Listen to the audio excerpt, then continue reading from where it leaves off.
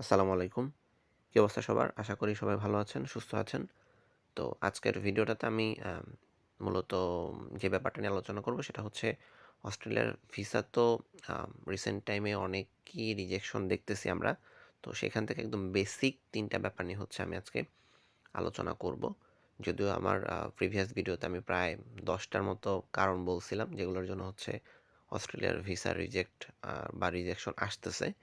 তো সেখান থেকে হচ্ছে লাস্ট কয়েকদিনের একটু পর্যালোচনা সবকিছু দেখে বুঝে শুনে আমরা যারা অস্ট্রেলিয়াতে আসি তারা যে ব্যাপারগুলো বুঝতেছি সেখান থেকে হচ্ছে আমি আমার মতো করে আহ, একদম ৩টা মূল পয়েন্ট নিয়ে হচ্ছে আলোচনা করব ইনশাআল্লাহ।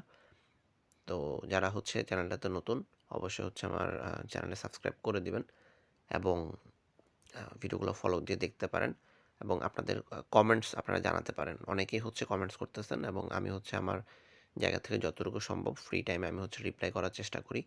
অন্তত সাজেশন দেওয়ার চেষ্টা করি। নিজে যতটুকু জানি ততটুকু হচ্ছে আপনাদেরকে জানানোর চেষ্টা করি। তো কথা আর বেশি বাড়াবো না।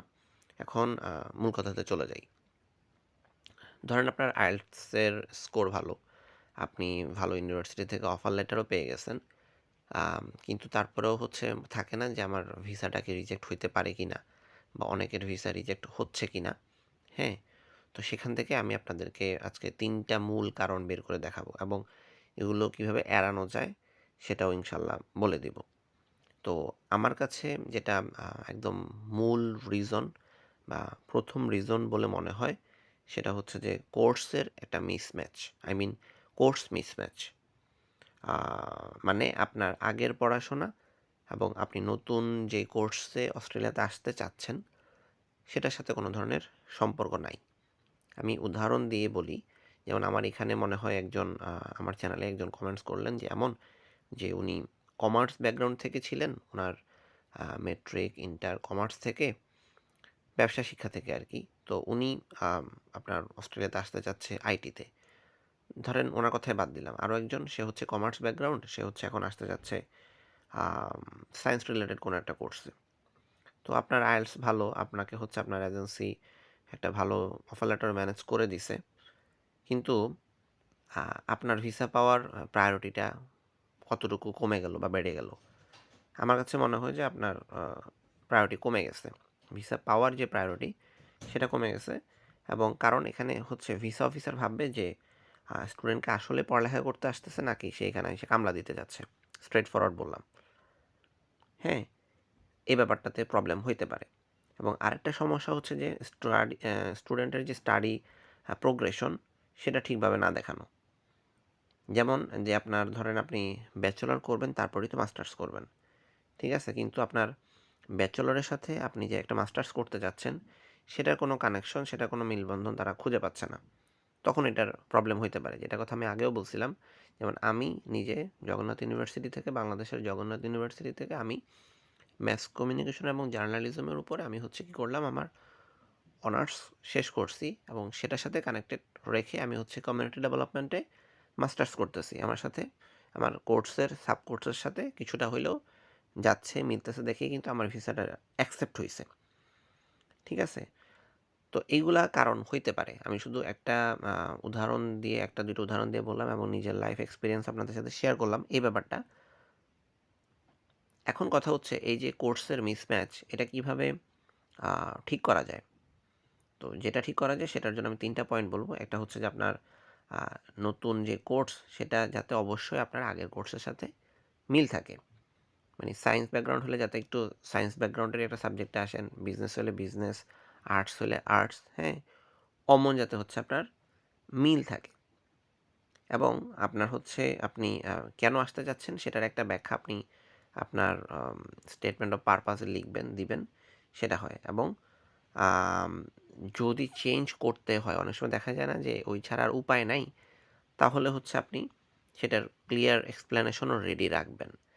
তো আমার কাছে যেটা মনে হয়, যেটা বেসিক, সেটা হচ্ছে যে আপনার যেটা করা উচিত, দ্যাট ইজ আপনার কোর্স মিসম্যাচটা আ যাতে না হয় সেদিকে সর্বোচ্চ পরিমাণ সতর্ক থাকা উচিত, খেয়াল রাখা উচিত। ওকে, এটা গেল আমার ১ম রিজন। এখন আমি আসতেছি আমার 2nd রিজনে। সেটা হইতে পারে হচ্ছে আপনার আনক্লিয়ার এসওপি। অর্থাৎ আমার দ্বিতীয় কারণটা হইতেছে ভিসা রিজেক্ট হওয়ার বা ভিসা রিজেক্ট হইতে পারে আপনার এসওপিটা যদি আনক্লিয়ার হয়। আমি আমার আগের ভিডিওতে বারবার বলছি এসওপি হচ্ছে একদম আপনার অনেক ক্ষেত্রে দেখা যাচ্ছে আপনার এসওপি হচ্ছে আপনার ভিসা পাওয়ার ক্ষেত্রে হার্ড আকারে কাজ করে। মানে ওইটা যদি ঠিক থাকে সব ঠিক, ওইটা যদি ভুল থাকে তাহলে সব ভুল।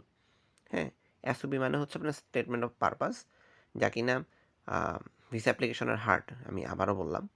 তো এসওপিতে কি বলতে হবে? এসওপিতে আপনাকে 4টা জিনিস বলতে হবে যে আপনি কেন অস্ট্রেলিয়াতে আসতেছেন, কেন অস্ট্রেলিয়ার এই ইউনিভার্সিটিতে আসতেছেন, মানে আপনি যে ইউনিভার্সিটির জন্য অ্যাপ্লাই করতেছেন এবং ওই ইউনিভার্সিটির ওই কোর্সে কেন আপনি যাইতে চান এবং আপনার ক্যারিয়ার প্ল্যান কি। আই মিন ক্যারিয়ার প্ল্যানে কিন্তু আপনাকে বলতে হবে যে আমি হ্যাঁ ঠিক আছে, আমি আইটিতে পড়ে বাংলাদেশের আইটি সেক্টরে এসে জব করব। আমি কমিউনিটি ডেভেলপমেন্টে পড়ে বাংলাদেশের কমিউনিটি ডেভেলপমেন্টে এসে আমি জব করব। আমি ডাক্তারি পড়ে বা হেলথ রিলেটেড সাবজেক্টে পড়ে আমি বাংলাদেশের হেলথ সেক্টরে আমি কাজ করব। হ্যাঁ, এই 4টা জিনিস আবার বলতেছি। কেন আপনি অস্ট্রেলিয়াতে আসতে চান, আপনার কেন এই ইউনিভার্সিটির এই কোর্সে আপনি আসতে চান, আপনার পড়াশোনার পরে হচ্ছে আপনার ক্যারিয়ার প্ল্যানটা কী এবং আপনি আপনার হোম কান্ট্রি আই মিন বাংলাদেশে এসে আপনি কী কাজ করবেন সেইটা। এখন এসওপিতে ভুলগুলা কী হয়? এসওপিতে ভুলগুলা হয়, সরি টু সে, আমাকেও কয়েকজন ইনবক্সে এবং হচ্ছে ইউটিউবে নক দিয়ে বলতেছেন যে আমার এসওপিটা দেওয়ার জন্য। আমি চাইলেই দিতে পারি, চাইলে দিয়ে আপনাদেরকে বলতে পারি যে আপনারা এভাবে আসেন, কিন্তু আমি সেটা করব না। দ্য রিজন ইজ আমি দিলে যে এটা অনেকেই কপি করবেন না সেটার গ্যারান্টি কি? আমার হয়তো কিছুই হবে না, আমার কিছুই হবে না আপনাদেরকে দিলে, আমার কোনো প্রবলেম নাই। কিন্তু আপনারা যে কপি করবেন সেটাতে আপনাদের প্রবলেম। আপনাদের ভিসা পাওয়ার যেই রেশিও, যে প্রায়োরিটি সেটা কমে যাবে। হ্যাঁ? তো এটা আসলে একটা কমন মিস্টেক যে এসওপি হচ্ছে আমরা অনেকের থেকে এসওপি নিয়ে হচ্ছে কী করি? কপি পেস্ট করি এবং হোম কান্ট্রি ট্রাইটা দেখানো হয় না। আপনারা অনেকে এসওপিতে লিখেন না যে আপনি বাংলাদেশে যেয়ে কী করতে চান। ওরা এটা কিন্তু চায়। ঠিক আছে? আমি যদি একটু এক্সাম্পল টেনে বলি যে আপনি শুধু লিখছেন যে I want to study IT in Australia. হ্যাঁ, কিন্তু আপনাকে যেটা করতে হবে সেটা হইল যে লিখতে হবে যে আমি বাংলাদেশ থেকে এটা করছি, হ্যাঁ আমি বাংলাদেশ থেকে ওইটা করছি, আমার আইটির প্রতি একটা ইন্টারেস্ট জন্মাইছে, এই জন্য আমি আইটিতে পড়তে চাই এবং বাংলাদেশে আইটির খুব বড় একটা সেক্টর আছে, আমি ফিউচারে এসে বাংলাদেশে আইটি নিয়ে কাজ করব। যখন এভাবে লিখবেন তখন ভিসা অফিসার আপনার প্রতি ইমপ্রেসড হবে। মনে রাখবেন যে এসওপি ক্লিয়ার না হইলে ভিসা রিজেক্ট হওয়ার যে পসিবিলিটিটা সেটা অনেক বেশি। এবং লাস্ট যে ব্যাপারটা সেটা হচ্ছে যে নন ভ্যালিড ফিনান্সিয়াল ডকুমেন্টস, মানে 3 নাম্বার কারণ নন ভ্যালিড ফিনান্সিয়াল ডকুমেন্টস। মানে আপনার যদি অনেক টাকা আছে কিন্তু সেটার প্রপার ফান্ড প্রুফ যদি না থাকে তাহলে কিন্তু আপনার ভিসার হচ্ছে আপনার নাও হইতে পারে। তো আপনার এক্ষেত্রে যেই ভুলগুলো সাধারণত হয়ে থাকে আর কি, সেগুলোর মধ্যে আছে হচ্ছে ফান্ডের সোর্সগুলা ঠিকভাবে এক্সপ্লেইন করা হয় না। তারপর হচ্ছে হঠাৎ করে আপনার বড় ডিপোজিট দেখানো হয় যেটা কিনা জাস্টিফাই নাই কোনো। তো এই জন্য আমি বারবার বলি আপনার যে হচ্ছে সোর্স অফ ফান্ডের যে এফডিআর করেন বা যাই করেন সেটা কিন্তু একটা মোটামুটি ভালো লম্বা সময় ধরে দেখানো উচিত। 3 মাস, 4 মাস, 5 মাস, আরও বেশি হলে তো আরও ভালো। ঠিক আছে? এবং আপনার মূল স্পন্সর যিনি হচ্ছে চেষ্টা করেন হচ্ছে একজনকে রাখার। ঠিক আছে 2 জন করেন। কিন্তু তাদের যে ইনকাম সোর্স সেটা যাতে কোনোভাবে বা ইনকামের যে ব্যাপারটা সেটা যাতে কোনোভাবে মিসম্যাচ না হয় এবং দয়া করে ফেক ডকুমেন্টস দিয়েন না। হ্যাঁ? যতটুকু সম্ভব রিয়েল ডকুমেন্টস দেন, কম টাকা দেখান কিন্তু রিয়েল ডকুমেন্টস দেন, ইনশাল্লাহ ভিসা হবে। এখন এই জিনিসগুলো কীভাবে মানে নন ভ্যালিড ফাইন্যান্সিয়াল ডকুমেন্টসটা কীভাবে ঠিকভাবে রাখতে পারবেন, করতে পারবেন, সেটা হচ্ছে যে ফান্ডের যে সোর্সগুলা সেগুলার হচ্ছে এসওপিতে একটু করে উল্লেখ করেন যে আমার বাবা মা এরা হচ্ছে ক্যাপেবল আমাকে পেমেন্ট করার জন্য, দেওয়ার জন্য। ঠিক আছে? তারপর স্পন্সরের যে ইনকাম এবং আপনার সাথে স্পন্সরের যে সম্পর্ক সেটা প্রপারলি দেখান। আপনি যে তার সন্তান, হ্যাঁ সেটা প্রপারলি দেখান। আমরা তো ম্যাক্সিমাম হচ্ছে বাবা মা থেকে করি। প্রপারলি দেখান এবং হচ্ছে আপনার যেই ব্যাংক স্টেটমেন্ট সেগুলো আপডেটেড ব্যাংক স্টেটমেন্ট দেন। মানে আপনার জানেন কিনা জানি না, 15 দিন আগের ব্যাংক স্টেটমেন্ট না দেওয়াই ভালো ভিসা অ্যাপ্লাই করার সময়। তো ওভারঅল আপনাদের এসওপি এবং হচ্ছে ফিনান্সিয়াল ডকুমেন্টস রিলেটেড কোনো যদি হেল্প লাগে, যদি রিভিউ করা লাগে আমরা করে দিব ইনশাল্লাহ, কোনো সমস্যা নেই। সবাই ভালো থাকেন, সুস্থ থাকেন। আল্লাহ হাফেজ।